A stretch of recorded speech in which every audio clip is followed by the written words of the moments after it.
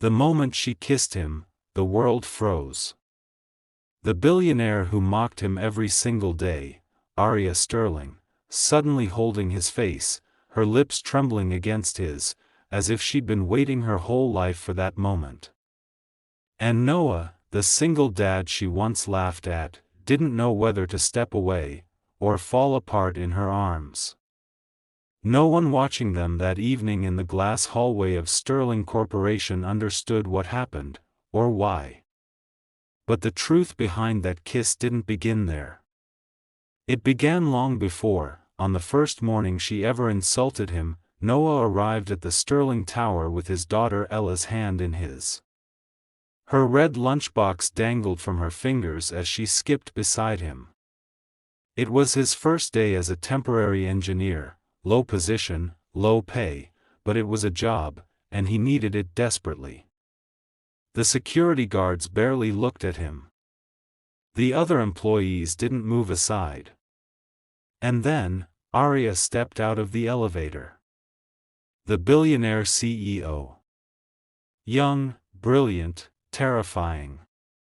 Her heels clicked like they owned the floor. Every person straightened instantly.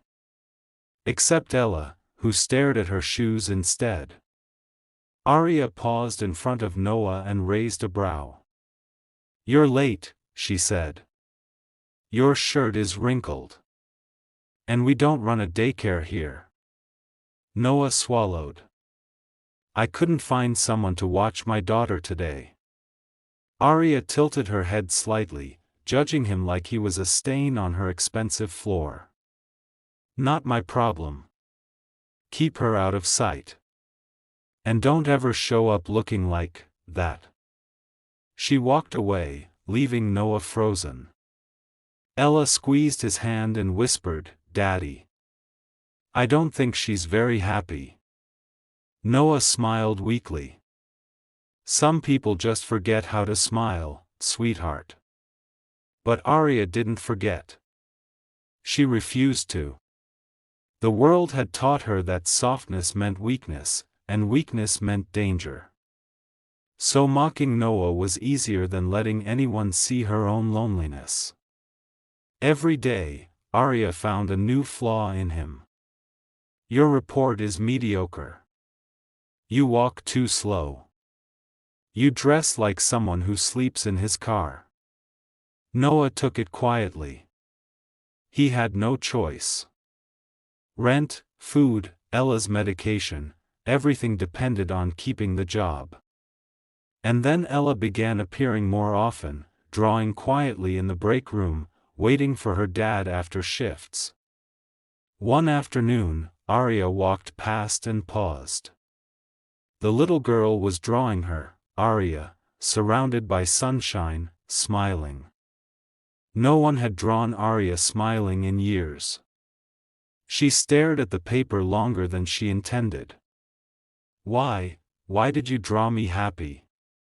Arya asked. Ella shrugged with her tiny shoulders. "Because you look sad, so I fixed it."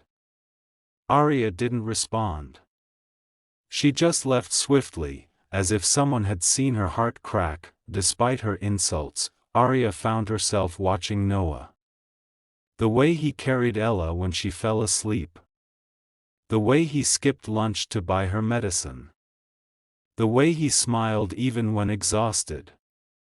She didn't understand him, and she hated things she didn't understand.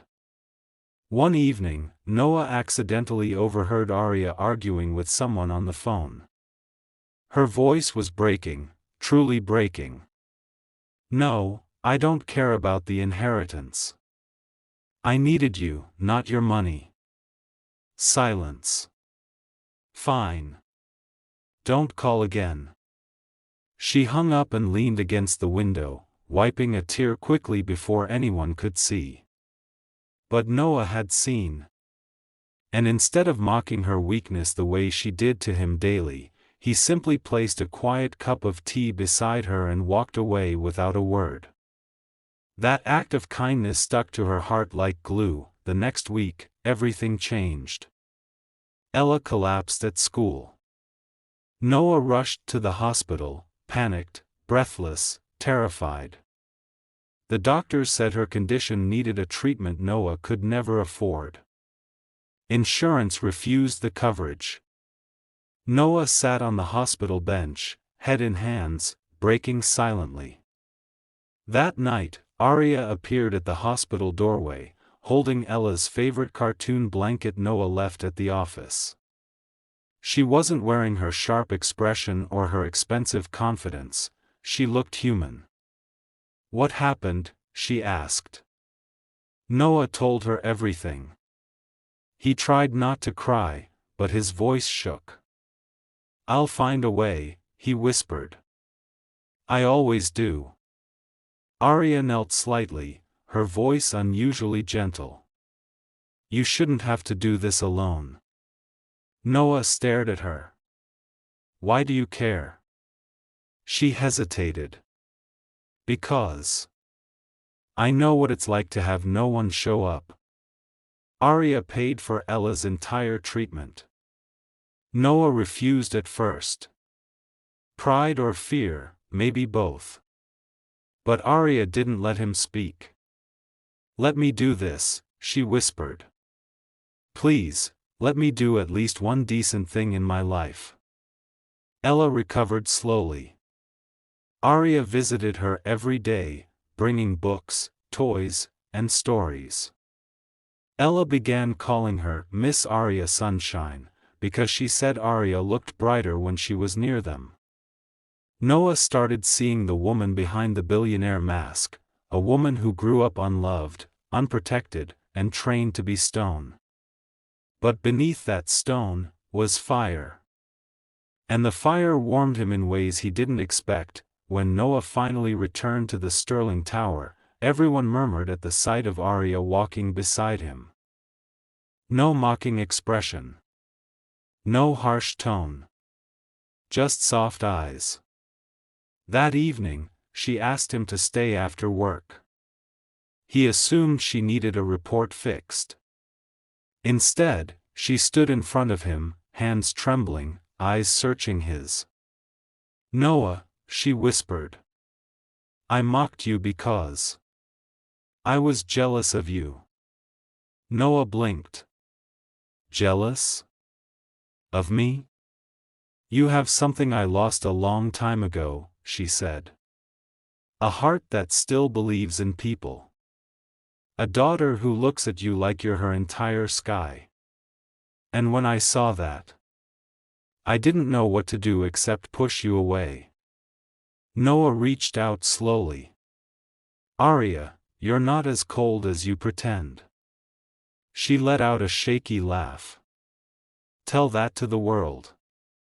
"I don't care about the world," he said. "Just tell me who you really are." Her voice cracked at the next words. "Someone who wants to be better, for you and Ella." Noah felt something shift inside him, something warm, deep, and dangerous. And before he could speak, Arya stepped closer. The city lights reflected in her eyes as she cupped his face. "Noah," she whispered. "I don't want to hide anymore." And then she kissed him. Slow. Soft. Trembling. The billionaire who once mocked him, now holding on to him as if he was the only solid thing in her world.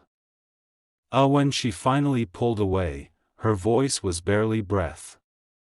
"Everything changed the moment your daughter drew me smiling." Noah smiled. "Maybe that's because you were always meant to." Arya exhaled shakily. "So, what now?" Noah didn't hesitate. "Now?" He intertwined his fingers with hers.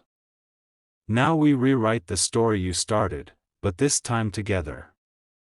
From that day on, the building that once echoed with insults now echoed with laughter. Arya became Ella's biggest protector. Noah became Arya's safe place. And together, they built something stronger than money, stronger than pride, something Arya never believed she deserved. love, a new beginning, and a life where no one had to be alone again, and that is why the world froze when she kissed him, because it wasn't a mistake. It was a confession.